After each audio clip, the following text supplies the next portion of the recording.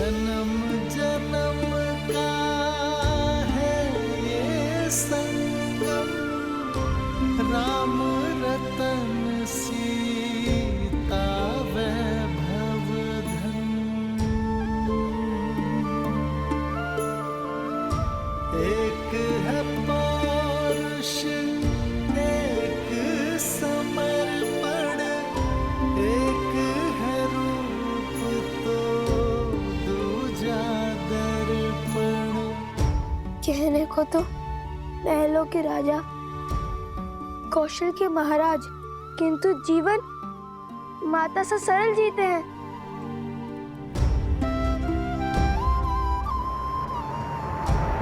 राम सिया राम सिया राम सिया राम, राम सिया राम सिया राम, सिया राम,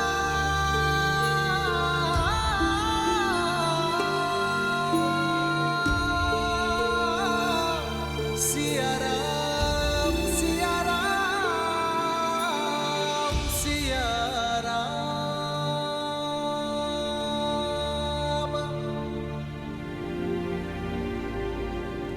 मुझे देखकर पीड़ा होती है या भय? जब भी तुम्हारे समक्ष आता हूं, तुम्हारे नेत्रों से कल कल अश्रु बहने लगते हैं।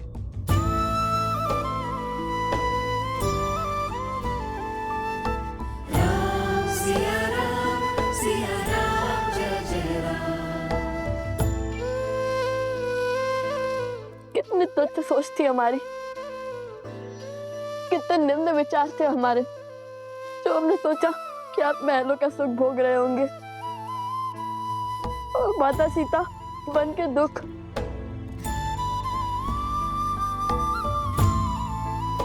यहाँ आए तो समझ में आया कि एक और आप कौशल राज के महाराज की भांति अपने राज्य को हर संकट से बचा रहे हैं, और दूसरी ओर किंतु एक सन्यासी की भांति सब कुछ त्याग बैठे हैं। ये वनवास केवल माता सीता का नहीं बल्कि प्रभु श्री राम का भी है। राम सिया राम जय जय राम, सीता के लिए है। सिया राम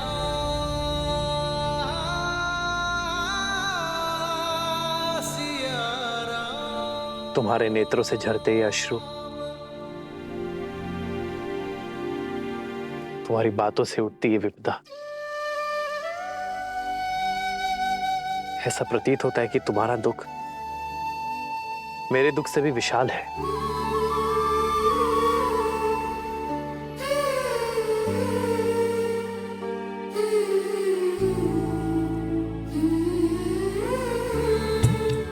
दोनों एक हैं बस यही सच है, राम लक्ष्य और राम ही पथ है। विरह की आग में जले सिया राम, एक है तन और एक है प्राण। सिया राम सिया राम सिया राम। आपके वियोग को अंत तक हम लाएंगे, सिया राम का मिलन हम करवाएंगे, उनकी पीठ की दूरी को हम मिटाएंगे। और ये कार्य तभी पूर्ण हो सकता है जब अयोध्या का हर एक व्यक्ति स्त्रियों का महत्व समझे, पत्नी, माँ और बहन का मूल्य जाने और स्त्रियों को अपने समान माने। और प्रजा की निम्न सोच को बदलने का मार्ग है हमारे पास, ऐसा मार्ग जो सीधा भी है और सरल भी, जो आपको भी भाएगा और माता सीता को भी। किंतु आपकी अनुमति के बिना आपके राज्य में ऐसा नहीं कर सकते। कैसा मार्ग?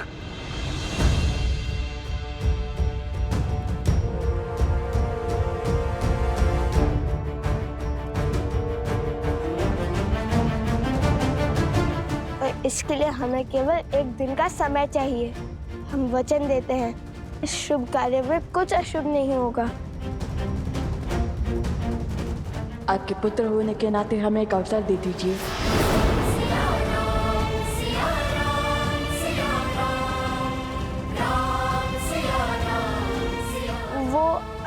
आपने कहा था कि महारानी सीता हमारी माता समान हुई, तो आप भी तो हमारे पिता हुए, है ना श्री राम? वैसे भी प्रजा के लिए तो राजा पिता समान होते हैं ना। और अब तो हम भी आपकी प्रजा ही हैं, सो आपके पुत्र हैं। और ये पुत्र अपने माता पिता को एक करने के लिए केवल एक दिन मांग रहे हैं।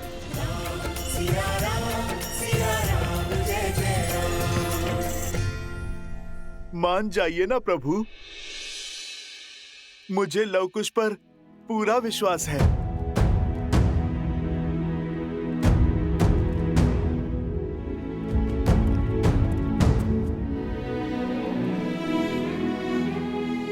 प्रभु, उनका उत्तरदायित्व मैं लेता हूं।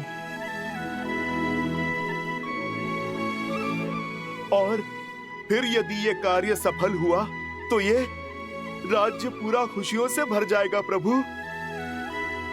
हर संकट टल जाएगा प्रभु।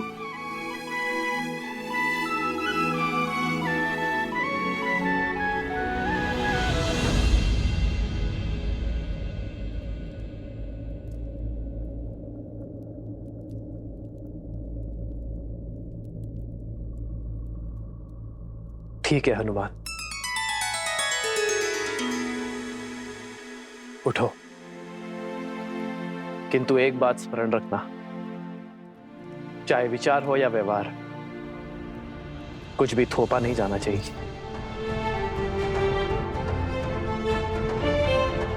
यदि अयोध्यावासी एक दिन में तुम्हारी बात मानेंगे तो तुम्हारे उपाय को और आगे बढ़ाएंगे, अन्यथा ये निर्णय भी पुनः नियति पर छोड़ देंगे। ज्येष्ठ पिताश्री,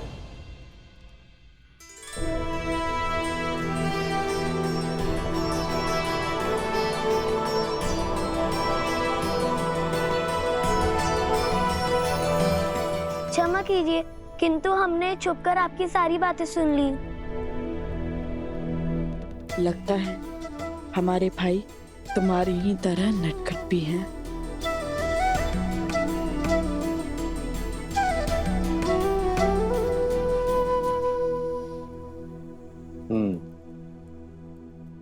इतना दुस्साहस उचित नहीं है। ये राज नियमों के विरुद्ध है। तुम लोगों से भूल तो हो गई है, अब इसका दंड भी अवश्य मिलेगा। नहीं पितामह, हम ऐसा कभी नहीं करते, किंतु बात बड़ी माता से जुड़ी हुई थी तो हमसे रुका नहीं गया। और फिर लव भैया और कुश भैया के उपाय में तो हमारी रुचि थी ही। भैया? जो आपको पिता मान रहे हैं वो हमारे भैया ही हुए ना। मंगल भवन मंगल हारी, द्रवहु सुदशरथ अजर बिहारी।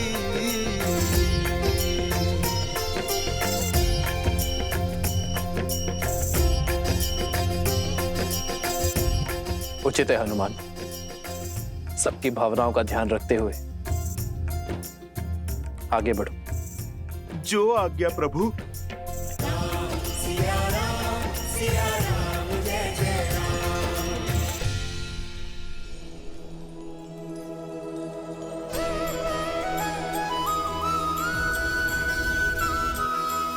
कहीं कहीं ये स्वप्न तो नहीं है?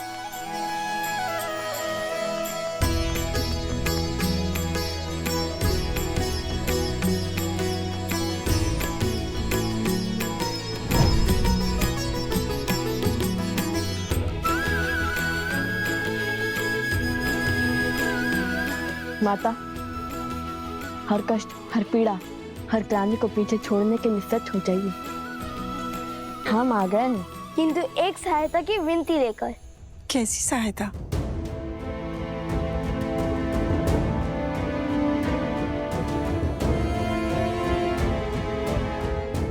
अवश्य, मैं ये कार्य अवश्य करूंगी। आप निश्चिंत रहिए, बस मुझे आज्ञा दीजिए।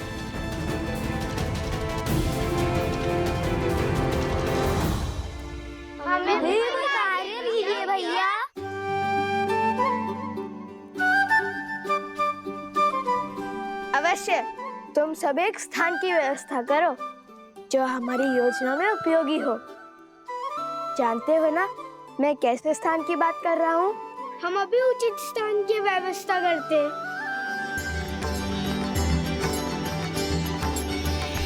हर कोई इस योजना का अंग बन रहा है। आप मुझे भी तो कोई कार्य दीजिए। बताइए मुझे क्या करना है? हनुमान जी, आप जब हमारे पास थे तब हम आपकी कितनी सेवा करते थे। आपको अपने हाथों से ग्रास खिलाते थे। पर हम जब से यहाँ आपके अतिथि बनकर आए, आपने तो हमसे एक बार भी भोजन के लिए नहीं पूछा। भोजन क्या, मैं आपको 56 भोग खिलाता हूँ। आप दोनों चलिए, आइए।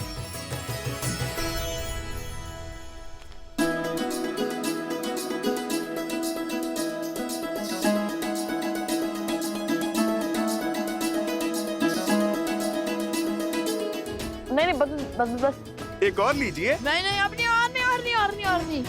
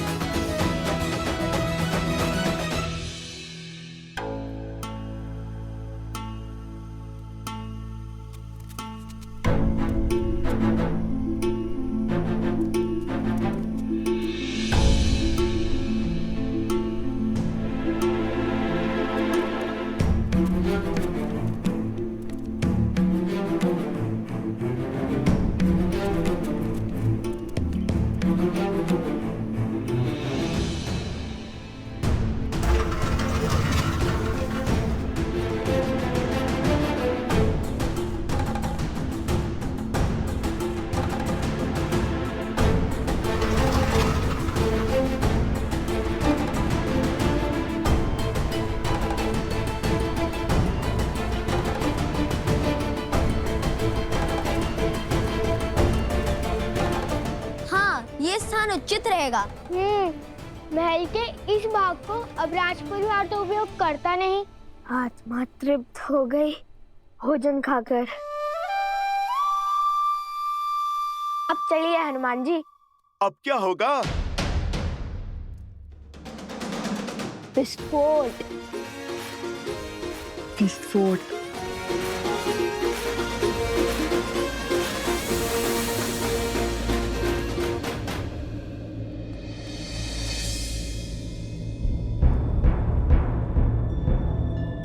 अरे अयोध्या की सारी स्त्रियां कहीं चली गई हैं। सब की सब खो गई।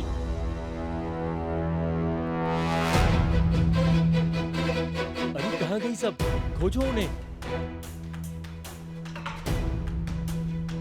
मेरी पत्नी को देखा क्या? नहीं देखा। अरे मिली कोई? नहीं मिली। मेरी पत्नी भी नहीं मिल रही है। चलो साथ में चलकर खोजते हैं। हाँ, चलो। अरे तुम्हारी पत्नी मिली? नहीं मिली। और तुम्हारी? नहीं। ऐसे कैसे लुप्त हो गई? माता और बहनों, हमारे आपसे केवल एक विनती है। चाहे आपका पुत्र, पति या पिता कोई भी विपदा में हो, ये मत भूलिएगा कि ये युद्ध केवल माता सीता के लिए नहीं है। ये आप सबके मान सम्मान का द्वंद है। यदि पुरुषों को लगता है कि संसार को चलाने का दायित्व और सृष्टि के निर्वहन का कर्तव्य वो निभा रहे हैं, तो ये उनकी बड़ी भूल है। क्योंकि बिना स्त्री के ना घर चलता है और ना ही समाज। स्वयं नारायण भी लक्ष्मी के बिना अधूरे हैं।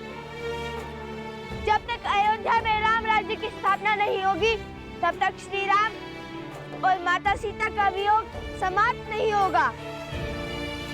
और जब तक सिया राम एक नहीं होंगे, तब तक रामायण कभी संपूर्ण नहीं होगी। हाँ हाँ, हम आपके साथ हैं। आप जो कहेंगे हम वो करेंगे। हाँ हाँ, हम आपके साथ हैं। हाँ हाँ, हम आपके साथ हैं। चलिए हम सब मिलकर महादेव से इस कार्य के सफल होने की प्रार्थना करते हैं। हर हर महादेव! हर हर महादेव! हर हर महादेव! हर हर महादेव! हर हर महादेव! हर हर महादेव! हर हर महादेव! पूरे नगर में एक भी स्त्री नहीं है। ये कैसा संयोग है? कैसी घटना है? सब और देख लिया, कहीं कोई चिन्ह नहीं। अरे तो क्या आकाश खा गया या पाताल निकल गया? अरे मेरे पुत्रों की माता क्या पवन के वेग में उड़ गई?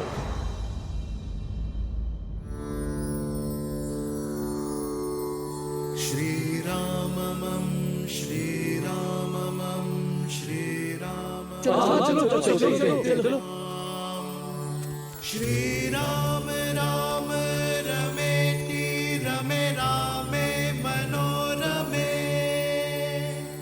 सहस्रनाम तत्तुल्यं राम नाम वरानने। श्रीराम राम रमेति रमे रामे मनोरमे सहस्रनाम तत्तुल्यं राम नाम वरानने। देखो हनुमान जी की अद्भुत लीला। उचित समय पर आए हैं हनुमान जी। अब यही हमारी समस्या श्री राम तक पहुंचाएंगे। चलो चलो चलो। हाँ, चलो चलो देखो।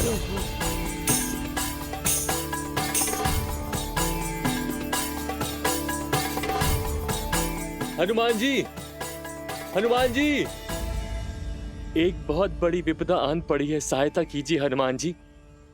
इसलिए आपका ध्यान तोड़ना पड़ा हमें।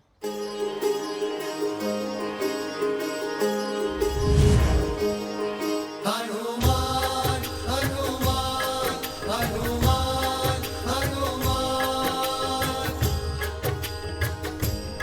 संपूर्ण अयोध्या एक साथ? क्या बात है? संपूर्ण नहीं, आदि अयोध्या हनुमान जी। ध्यान से देखिए, आपके समक्ष केवल पुरुष हैं, सभी स्त्रियां लुप्त हो गई हैं। माताएं, बहनें, बहू, बेटियां कोई नहीं है। कहीं ये किसी आसुरी शक्तियों का किया धरा। जय श्री राम।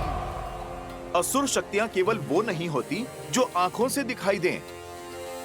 असुर शक्तियां तो मन और मस्तिष्क में होती हैं, जो सोचने और समझने की शक्ति का संहार कर देती हैं। इस असुर शक्ति से विजय तभी प्राप्त की जा सकती है जब मन से द्वेष को मिटाया जाए। और एक साथ इतनी सारी देवियों को प्रभु श्री राम की अयोध्या से उनके भक्त के होते हुए भला कौन ले जाएगा? ना कोई ध्वनि हुई और ना ही कोई हलचल हुई।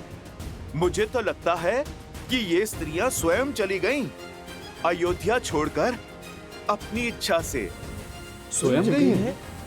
स्वयं चली गई? न तो इतनी शक्ति है और न इतना साहस, तो फिर कैसे चली गई? जो स्त्री मेरी बिना आज्ञा के चौखट के बाहर एक पग तक नहीं रखती, जो स्त्री हमारे आदेश के बिना जल तक नहीं ग्रहण करती, वो घर संसार छोड़ गई। कैसे? क्यों? हाँ, उचित कहा, उचित कहा। पत्नियां तो पति का संसार होती हैं, पत्नियां तो परिवार की धुरी होती हैं, सेविका नहीं। वो भी तो मनुष्य हैं, उनकी भी अपनी इच्छा होगी। हो सकता है कि उन्हें आपकी कोई बातें बुरी लगी हो सकता है वो आपके व्यवहार से आहत हो गई हो। आहत हो गई? ऐसे कैसे आहत हो गई? उनके बिना हमारी कितनी हानि हो रही है। भोर से अभी तक ना भोजन बना, ना ही जल भरा हुआ है। खेतों का कार्य भी रुका पड़ा है। हाँ, और हनुमान जी, हमारे वस्त्रों की कारीगरी भी रुकी पड़ी है। प्रभु श्री राम का ये सेवक उनकी अयोध्या की सहायता अवश्य करेगा। आप लोग एक काम कीजिए, कुछ लोग दाएं जाएं और कुछ लोग बाएं जाएं, और मैं सामने की ओर देख लेता हूँ। जैसे आपकी आज्ञा। चलिए।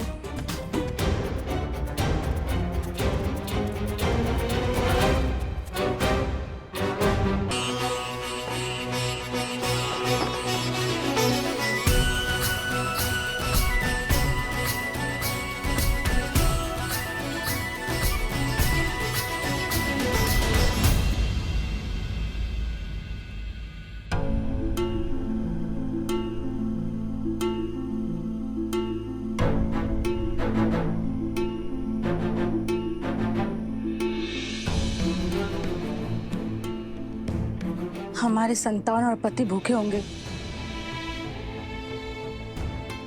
तुम्हारी बातों में आकर यहाँ तो आ गई मैं, परंतु अब बड़ा भय लग रहा है। यदि पुरुषों को क्रोध आया तो उसका दंड हमें भोगना होगा। यदि मेरे पति ने आपकी भांति मेरा भी त्याग कर दिया तो मैं कहाँ जाऊंगी? तुम्हारा भय सत्य है, परंतु सोचो, यदि हम अपने अधिकार, अपने सम्मान के लिए हम नहीं लड़ेंगे तो कौन लड़ेगा? लड़ना किसको है और किससे? तुम मेरे पति को नहीं जानती। उनका क्रोध सदैव उनकी नाक पर होता है। तुम्हारी बातों में आकर, लव कुश की सोच से प्रभावित होकर मैं तो यहाँ आ गई, लेकिन उस जैसे पुरुष की सोच को बदलना असंभव है। ऐसा मत सोचिए माता, अब आप श्री राम की शरण में हैं।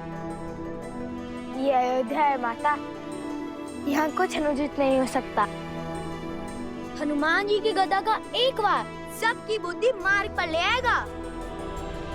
नहीं पुष्कर, शक्ति का प्रयोग वर्जित है। हमने श्री राम को वचन दिया है कि हम पुरुषों की सोच बदलेंगे, उनके मन को बदलेंगे, किंतु शक्ति का प्रयोग करके नहीं, संवेदना से करेंगे। उचित कह रही हो बहन, हमें यहाँ से चलना चाहिए। नहीं नहीं बहन, रुक जाओ, समझने की कोशिश करो। खुश, यदि इनमें से एक स्त्री भी बाहर गई तो सारा प्रयास असफल हो जाएगा, सब कुछ विफल हो जाएगा। एक के बाद एक सभी स्त्रियां बाहर चली जाएंगी। रुक जाओ बहनों, ये समय लड़ने का है, भावनाओं में बहने का नहीं है। नहीं नहीं, हमें तुम्हारी योजनाओं का अंग नहीं बनना। चलो। नहीं, रुक जाओ, समझने का प्रयास करो।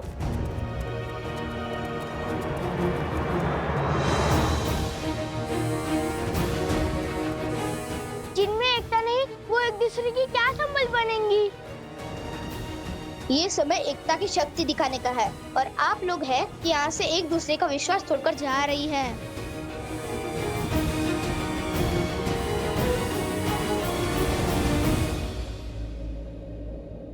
जाने दो इन्हें। ये जीवन भी इनका है और ये द्वंद्व भी। जीने का निर्णय भी इनका है और लड़ने का निर्णय भी।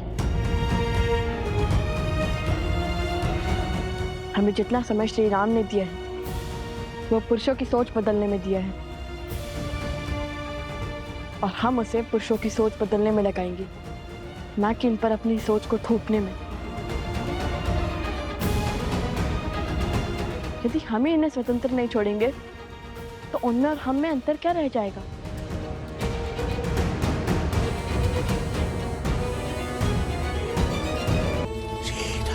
तो आज मेरी पत्नी को मेरे प्रकोप से कोई नहीं बचा पाएगा।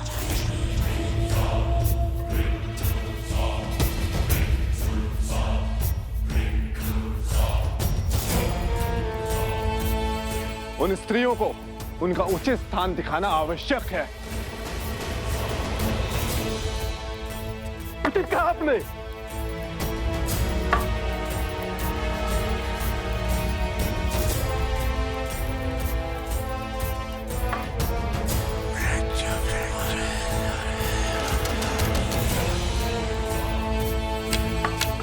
तो चलो फिर आगे बढ़े।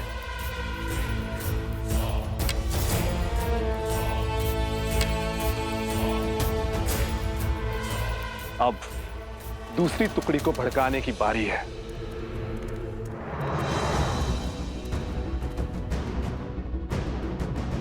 उधर देखा था आपने?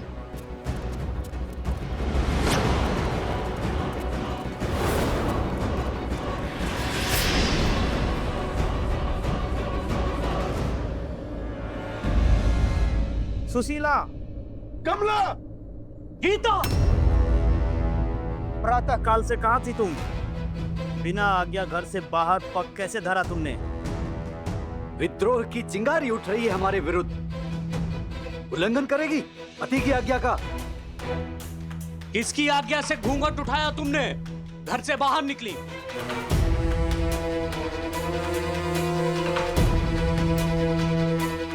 इनको इनके विरोध का दंड देते हैं, पति के आज्ञा का उल्लंघन करने का फल देते हैं। बहुत बड़ी भूल हो गई। हे ईश्वर, रक्षा करना। आज तो ईश्वर भी नहीं बचा पाएगा तुम्हें।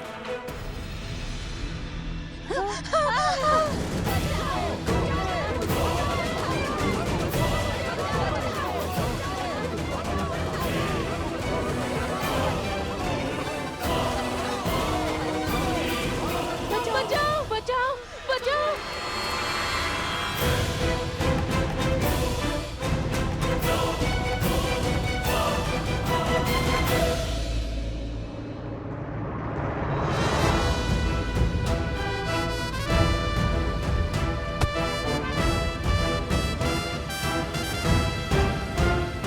शांत हो जाओ, शांत हो जाओ, शांत हो जाओ।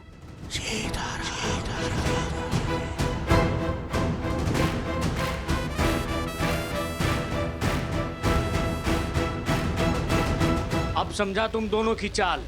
तुम इन्हें भड़काया है ना इन्हें? हाँ, हमें पूरा श्रेय मत दीजिए, क्योंकि भले ही योजना हमारी थी, किंतु निर्णय आपकी पत्नियों का था। और आपकी पत्नियां बुद्धिहीन नहीं है, उन्होंने सोच समझकर विचार कर कर हमारा साथ दिया है। तुम हमारी पत्नियों को पथभ्रष्ट कर रहे हो। इस दुस्साहस का दंड अवश्य मिलेगा तुम्हें।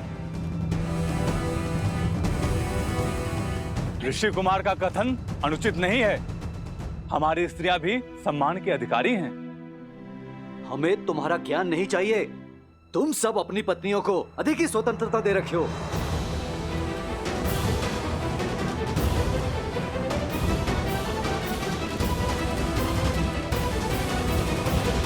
हमने तो केवल स्त्रियों को उनके अधिकारों का स्मरण करवाया, उन्हें सम्मान का मोल समझाया। अब आप ही बताइए, हमने क्या अनुचित किया? क्या कभी आपने हमें मानव समझा? कभी खेत में काम करने वाली एक सेविका समझा, कभी वस्त्र धोने वाली सेविका, तो कभी भोजन बनाने वाली सेविका, तो कभी बच्चे पालने वाली सेविका। फिर भी हम स्त्रियों ने हमेशा आपको प्यार दिया, आपके घर को संवारा। हमें हमारा सम्मान चाहिए, तो उसमें अनुचित क्या है? मौन हो जा।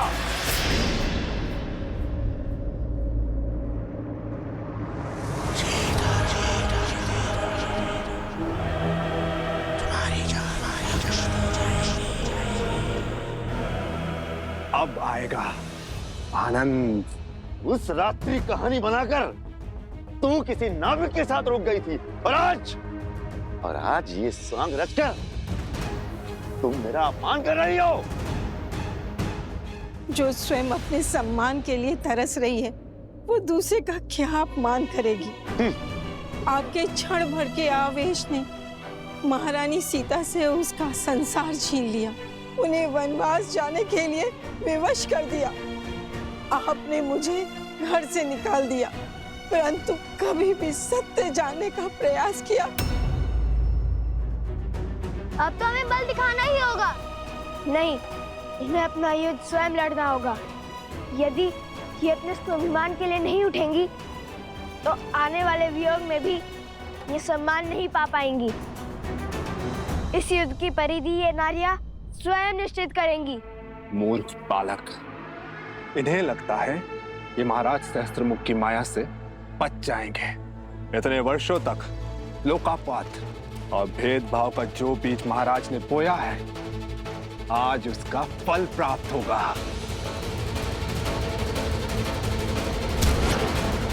तो साहस की हर सीमा पार हो गई है आज। मुझे इस उद्दंड का दंड अवश्य मिलेगा। चल।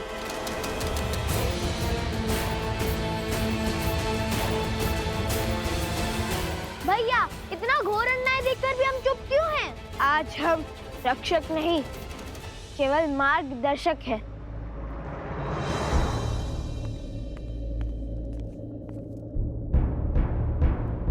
महाराज, नगर द्वंद्व का दंश झेल रहा है। स्त्रियों और पुरुषों में घोर तनाव है। पुरुष स्त्रियों के हर तर्क को निरर्थक मान रहे हैं।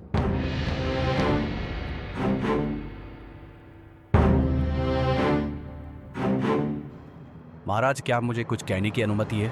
अवश्य। महाराज, कहीं ये द्वंद्व समाज का संतुलन न बिगाड़ दे। महाराज, युगों से चली आ रही परंपरा को बदलने की आवश्यकता क्या है? जब तक लव कुश नहीं थे तब तक सब कुछ ठीक था। आज पुरुष और स्त्रियों के बीच जो भी कुछ हो रहा है उसका कारण केवल लव कुश है। उन्होंने पतियों को पूजने वाली स्त्रियों को पतियों के ही विरुद्ध खड़ा कर दिया है। महाराज, हमारे समाज में पतियों को परमेश्वर का स्थान दिया जाता है। महाराज, यदि हम आज इस प्रथा को बदलते हैं तो इसका दुष्प्रभाव समाज पर अवश्य पड़ेगा।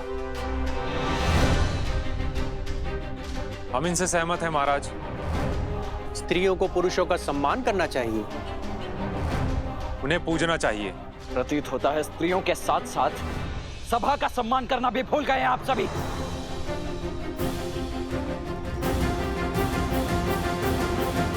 लक्ष्मण, शांत।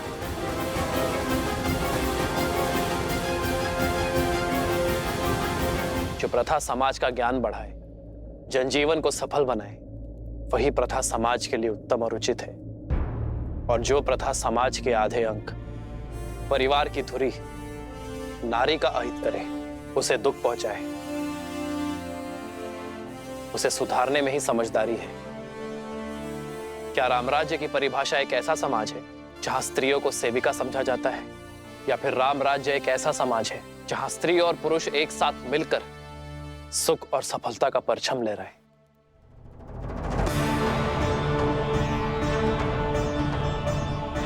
एक स्त्री को दासी समझना हमारी संस्कृति का अपमान है। क्या हम भूल गए हैं कि जब हम जन्म लेते हैं तो सर्वप्रथम एक स्त्री ही हमें स्नेह देती है। यदि स्त्री अपनी संतान को मातृत्व की छाप ना दे, उसे अपने दुग्ध से पोषित ना करे, तो संसार का कोई भी पुरुष जीवित नहीं रह पाएगा।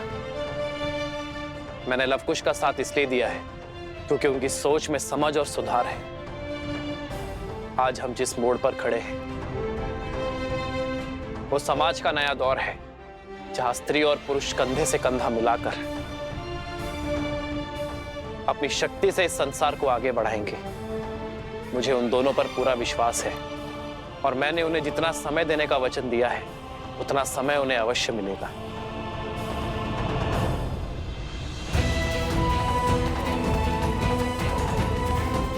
कब तक ही चुप रहेंगी? कब तक यूं ही चुपचाप अन्याय सहती रहेंगी? कुछ बोलती क्यों नहीं अब?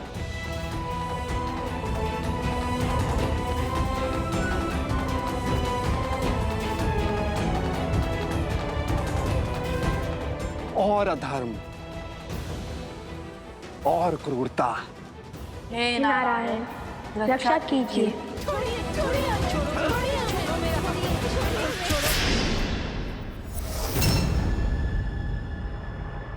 जय श्री राम। संजय, मैं तुझे पाठ पढ़ाता हूँ। रुक जाओ!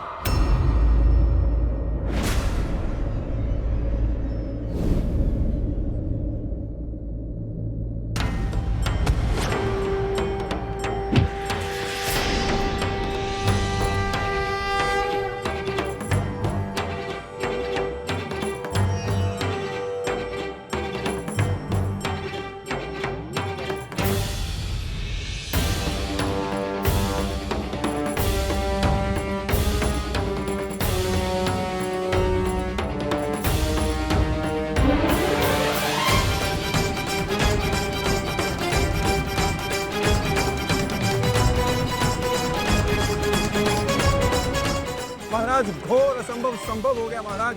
स्त्रियों ने पुरुषों के विरुद्ध ध्वनि उठा दी है महाराज।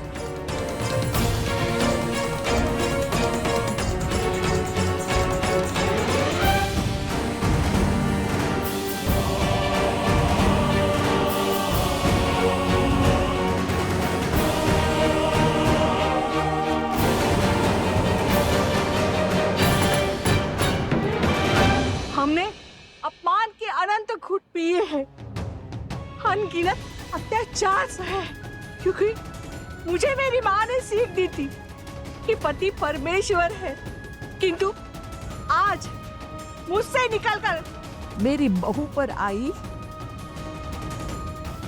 मैं सह नहीं पाई हूँ।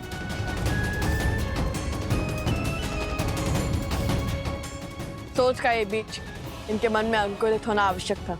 अब जब ये अपने सम्मान के लिए लड़ने को सच है, तो हम भी इनका साथ देंगे।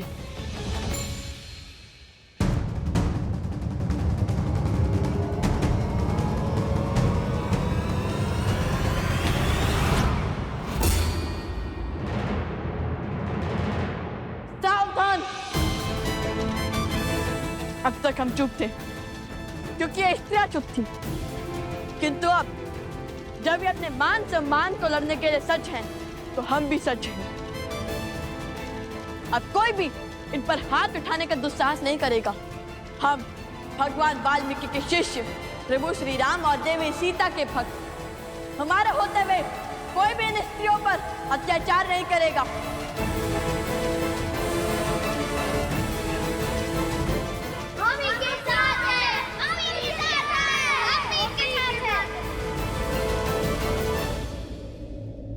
और फिर क्या हुआ? फिर वहां जय महावीर हनुमान, जय जय पवन पुत्र हनुमान, बजरंग बली हनुमान, जय जय महाबली हनुमान। देखिए हनुमान जी, ये लव और कुश अयोध्या की स्त्रियों को भड़का रहे हैं। अच्छा, तो घर परिवार संभालने वाली नारी अबोध है। जिस योजना की अनुमति पिताश्री ने दी थी, उसे आकार देने का समय आ गया है। यदि अयोध्यावासी एक दिन में तुम्हारी बात मानेंगे, तो तुम्हारे उपाय को और आगे बढ़ाएंगे। मेरे पास एक उपाय है। यदि आप समझते हैं कि स्त्रियों का योगदान आपके जीवन में केवल खाना पकाना या फिर संतानों को संभालना ही है, यदि आप उन्हें अपने से कम और स्वयं से नीच आंकते हैं, तो ठीक है, केवल एक दिन अपने पत्नियों के बिना अपना जीवन चलाकर दिखाइए।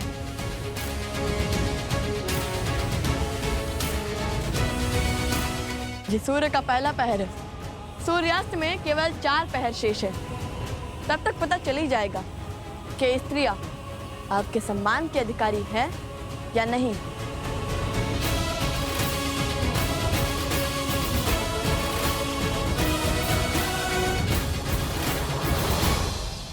उचित ही तो कहा है लव कुश ने। क्या पुरुषों ने ये चुनौती स्वीकार करी?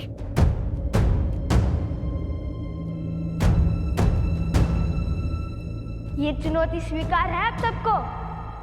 हाँ स्वीकार है। महाराज, इतनी विकट स्थिति में भी आप मुस्कुरा रहे हैं। कदाचित आप इस शर्त का तर्क नहीं समझ रहे हैं। पुरुष स्वभाव से बहुत हठी होते हैं। जब बात उनके अहम पर आ जाए तो शाम दाम दंड भेद कुछ भी अपना कर अपना पलड़ा भारी करने की ही सोचते हैं। मान लीजिए कल उन्होंने अपनी पत्नियों का परित्याग कर दिया, तो इतनी सारी स्त्रियों की पीड़ा और परित्याग का कलंक अयोध्या के माथे ही लग जाएगा।